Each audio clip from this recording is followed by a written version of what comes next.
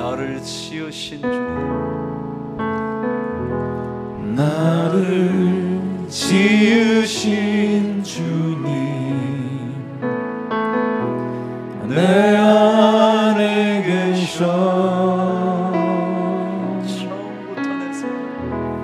처음부터 내 삶은 그의 손에 있었죠. 내 이름 아시죠? 내 이름 아시죠.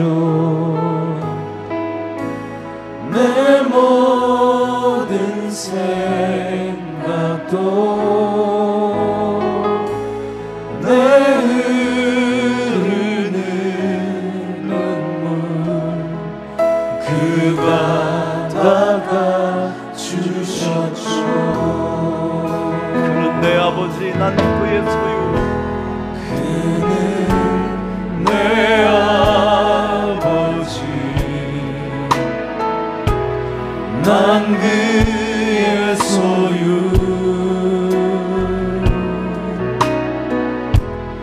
내가 어딜 가든지 날 떠나지 않죠. 내 이름 아시죠. 내 모든 생각도 아바라 부를 때 그가 들으시죠. 다시 한번 그는 내 아버지, 우리는 그분의 소유. 그는 내 아버지, 우리는 모두 그분의 소유. 난 그의 소유. 우리가 어딜 가든지, 내가 어딜 가든지 날 떠나지 않죠.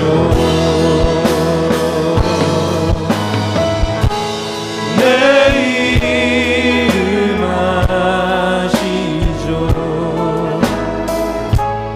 내 모든 생각도 아빠라 부를 때, 아바라 부를 때 그가 들으시죠. 내 이름 아시죠?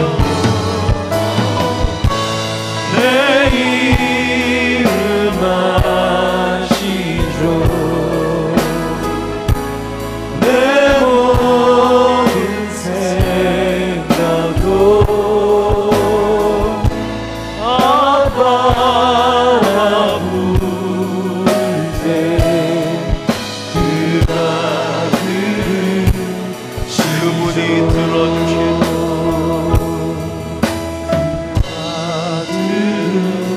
들으시죠. 그가 들으시죠.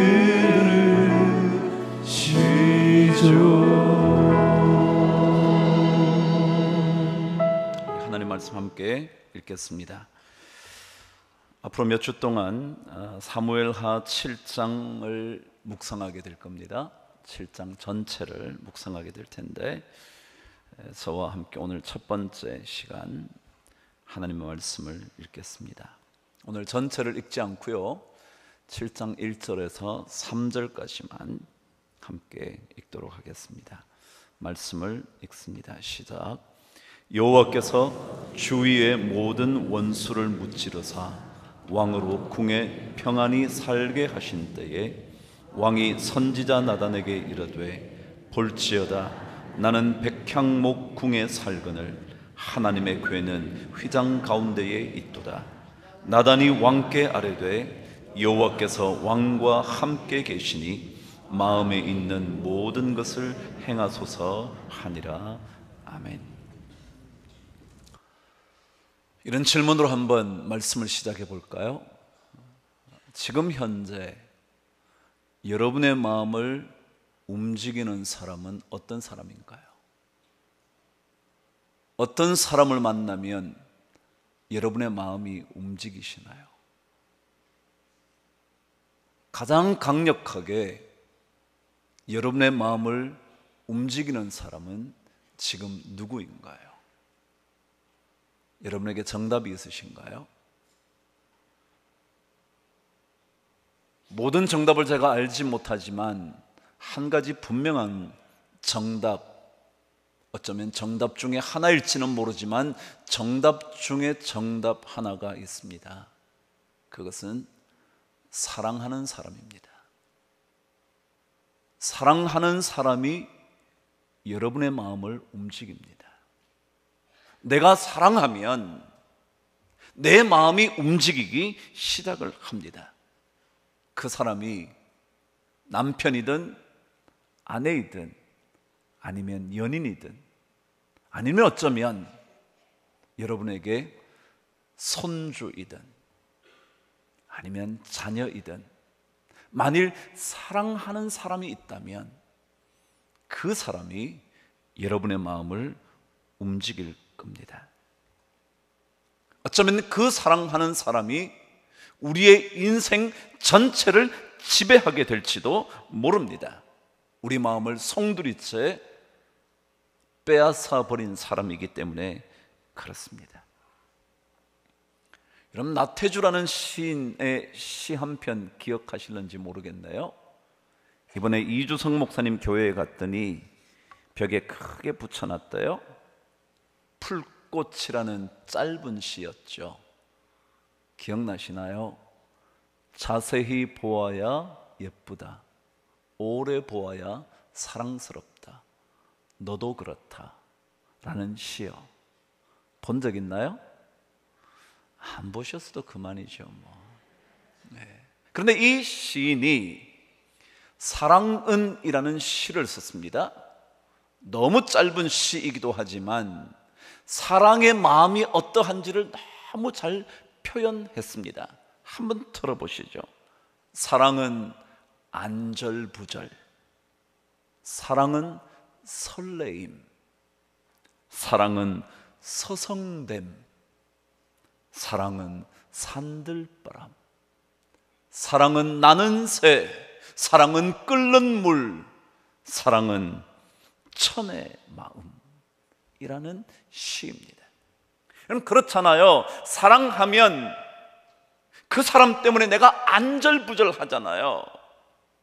그 사람을 만나야 하는데, 그 사람을 보아야 하는데, 그 사람의 소리를 듣고 싶은데 그렇지 못할 때 우리 마음은 안절부절이잖아요.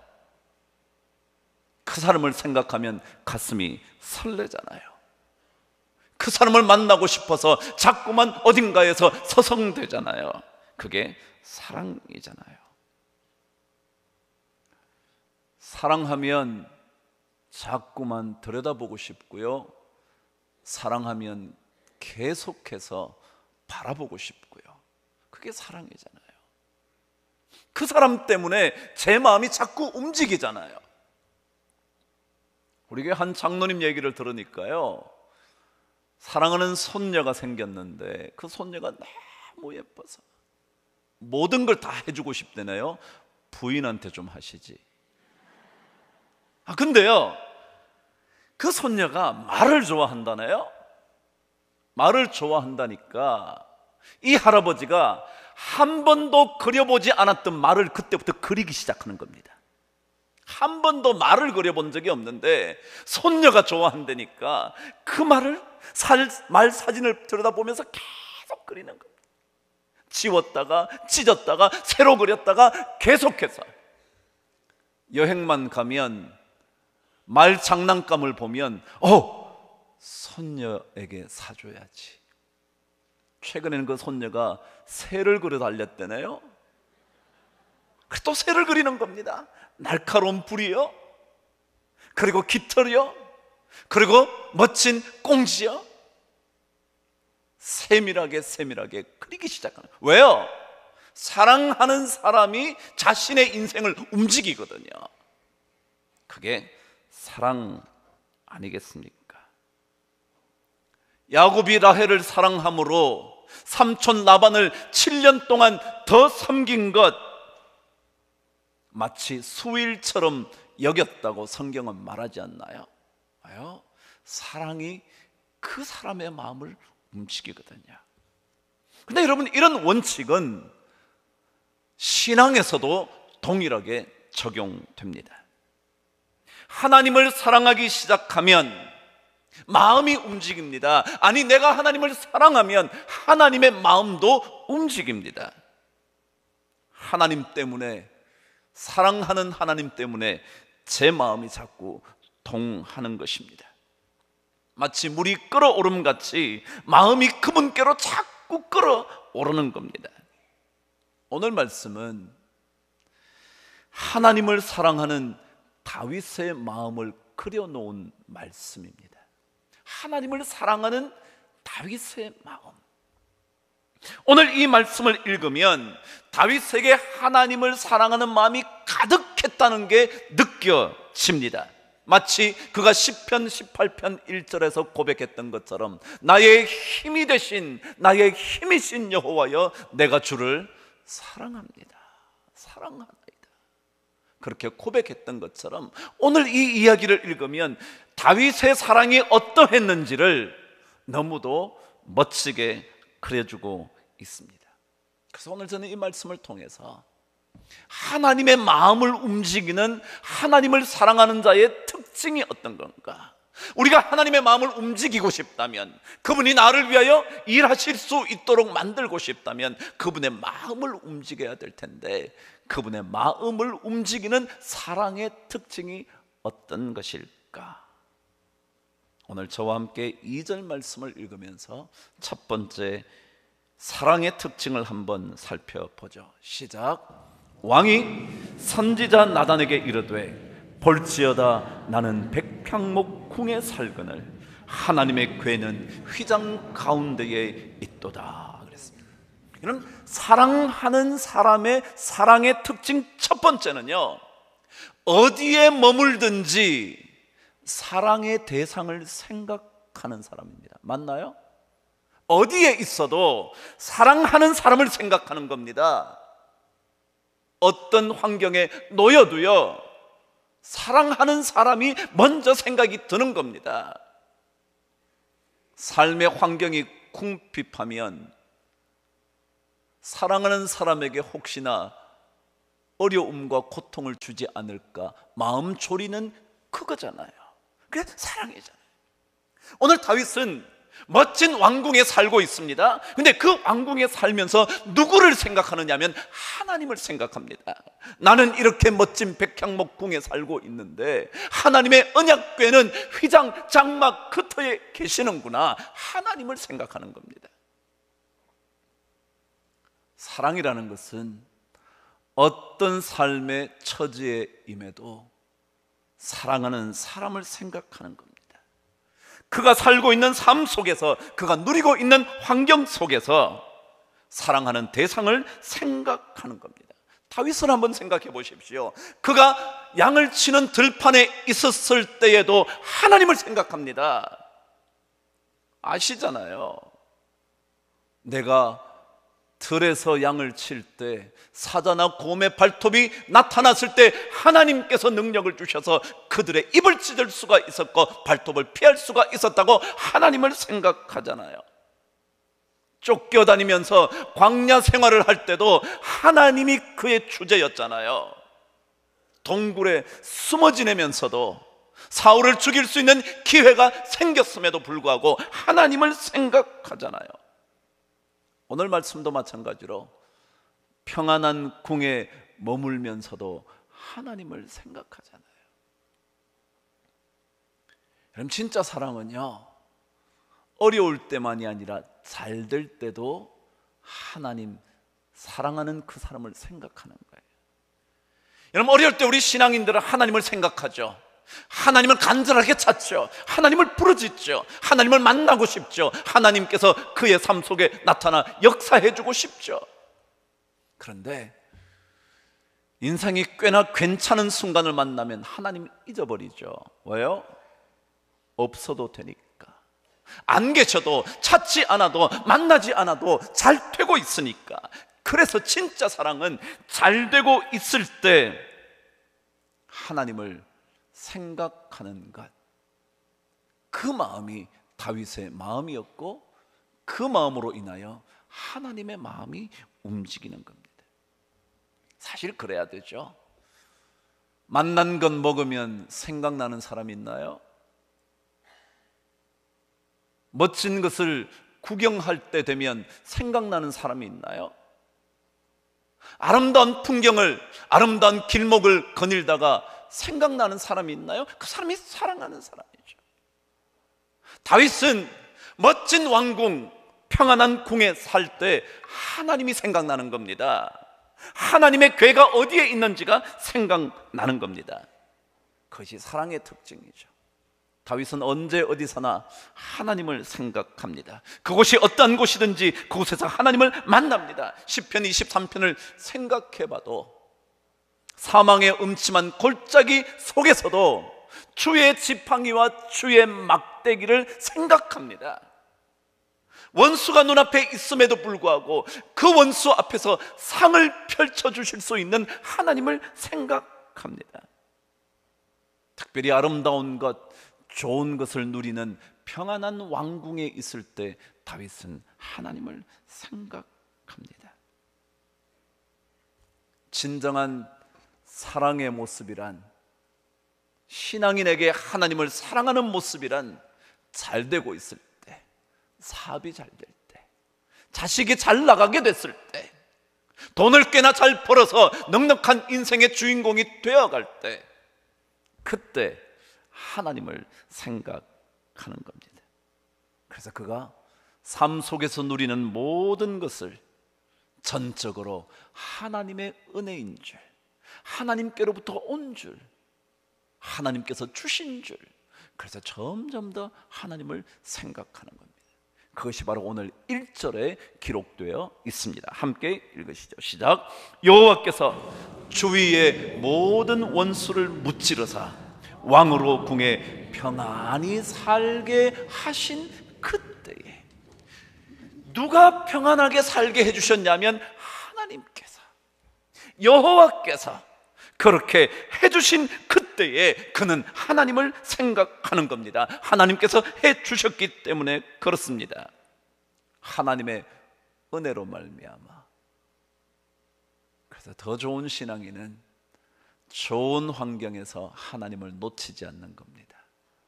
정말 그분이 해주신 줄 아는 겸허함을 가지는 겁니다. 마크 배터슨이라는 목사님이 나의 인생 설계도라는 책을 쓰셨더군요. 근데 그 책에는 이런 내용 적혀져 있었습니다. 제가 조금 내용을 다른 말로 바꿨으니까 내용은 똑같습니다. 우리는 살면서 중요한 결심을 해야 한다. 그 결심 중 하나는 누구 마음에 들게 할 것인가 라는 결심이다. 누구 마음에 들게 할 것인가. 만약 누군가의 마음에 들게 하려 한다면 그것이 하나님 마음에 드는 것이라면 참 좋겠다. 어쩌면 다윗이 사울을 죽이지 않은 것은 다윗을 따르는 무리들 마음에 정말 들지 않는 것이었을 것이다. 다윗이 그들의 충고를 무시한 것이기 때문이다. 솔직히 다윗을 따르던 그들은 동굴 속에 숨어 지내는 삶에 지쳤고 신물이 난 상태였을지도 모른다. 그래서 어쩌면 다윗을 비난했을지도 모른다. 그러나 다윗은 그들의 심기를 불편하게 할까 봐 두려워하지 않았고 오히려 하나님의 심기를 건드릴까 봐 근심했다. 하나님의 심기를 건드리지 않으려고 하나님을 먼저 생각하는 겁니다. 그 무엇보다도, 그 누구보다도 하나님이 먼저 떠오르는 겁니다. 이게 사랑이라는 것입니다. 그를 지지해주는 사람들보다 그를 따라와 그의 인생이 그나마 보호되고 있는 그런 사람들보다 하나님을 먼저 생각하는 겁니다. 하나님이 먼저 떠오르는 겁니다. 사울을 죽여서 더 이상 쫓겨다니지 않을 수도 있는 그런 삶의 순간에서도 하나님을 생각하는 겁니다. 하나님께서 기름 부으신 종, 하나님께서 알아서 하실 일이지 내가 건드리면 안 되지. 그거예요. 그게 하나님을 먼저 생각하는 거예요. 우리도 이런 찬송 불러봤잖아요. 주 예수보다 더 귀한 것은 없네. 이 세상 부귀와도 바꿀 수 없네. 그래서 하나님이 먼저인 것입니다. 그 사람이 사랑하는 사람이죠. 그 사랑하는 사람이 어찌 하나님의 마음을 움직이지 않을 수 있겠습니까? 그 사람을 통하여 하나님이 왜 일하시지 않겠습니까? 그 사람을 통하여 하나님의 놀라운 일을 왜 펼치지 않으시겠습니까? 언제나 하나님을 먼저 생각하는 사람이라면, 그래서 하나님을 향한 사랑의 삶을 살고 있다면 하나님은 분명히 다윗의 인생을, 우리들의 인생을 바꾸어 놓으실 겁니다. 두 번째입니다. 사랑하는 사람의 특징이요. 오늘 말씀 2절과 3절은 이렇게 기록하고 있습니다. 시작. 왕이 선지자 나단에게 이르되 볼지어다 나는 백향목 궁에 살거늘 하나님의 궤는 휘장 가운데에 있도다. 나단이 왕께 이르되 여호와께서 왕과 함께 계시니 마음에 있는 모든 것을 행하소서. 언젠가 제가 이 말씀을 짧게 전했을 때 이렇게 얘기했습니다. 하나님을 사랑하는 사람, 하나님의 마음에 합한 사람의 특징 중에 하나는 하나님께 좋은 것을 드리고 싶어 한다. 여러분, 이게 사랑의 특징이죠. 더 좋은 것을 사랑하는 사람에게 드리고 싶어 하는 거예요. 하나님의 궤가 휘장 안에 있지만 그것보다 더 좋은 곳에 하나님의 언약궤를 모시고 싶은 마음이요, 더 좋은 것을 하나님께 드리고 싶은 마음이요. 자신은 백향목 멋진 궁 평안하게 살고 있지만 하나님의 궤가, 언약궤가 휘장 아래 장막 아래 있는 것을 견딜 수 없었던 다윗은 하나님의 궤를 위하여 멋진 성전을 짓고 싶었던, 하나님께 더 좋은 것을 드리고 싶었던, 나만 좋은 것 누리는 것이 미안해서, 나만 좋은 것 갖고 사는 것이 송구스러워서, 나는 이만큼 지나고 있는데 하나님은 그렇지 않은 것 같아서. 사랑이라는 것은 더 좋은 것을 주고 싶은 거죠. 왜냐하면 모든 것이 하나님께로부터 왔기 때문이죠. 모든 것이 하나님의 은혜로 주어졌기 때문이죠. 그의 인생이 지금 이렇게 평안하게 된 이유는 하나님 때문인 걸 알기 때문이죠. 그래서 그분께 더하고 싶은 거죠. 제가 그리 헌금을 잘하는 사람도 아니지만 저에게 헌금의 원칙 하나가 있습니다. 그것은 제가 누군가와 귀한 식사를 했잖아요. 그럼 얼마짜리 식사를 먹었겠죠? 근데 그때 그 다음 주에 교회에서 어떤 행사가 있으면 저는 언제나 그런 마음이 생겨요. 내가 그날 먹었던 비싼 음식값보다는 더 해야지. 내가 먹는 음식은 이 정도 먹어놓고 하나님을 일을 위하여 돕자고 말할 때 난 요거밖에 안 해. 나 그럴 수 없지. 저에게 그게 헌금의 원칙입니다. 내가 어려운 사람 돕자고 할 때 내가 내 친구에게는 이런 정도를 주는데 내가 하나님을 위해서는 이것 이상은 드려야지. 그게 제 헌금의 원칙이에요. 왜요? 다윗은요, 하나님께 좋은 걸 드리고 싶어서, 자기가 좋은 것을 누리면 누릴수록 더 좋은 것 하나님께 드리고 싶어서, 내가 좋은 음식을 먹고 좋은 옷을 입었을 때 이것보다는 더 좋은 것 하나님께 드리고 싶어서, 그렇지 않으면 죄송하고 송구스러워서, 그래서 그때보다 언제나 더 많은 것을 드리려고 애를 쓰는 것. 그게 다윗의 마음이죠. 그게 사랑하는 사람의 마음이죠.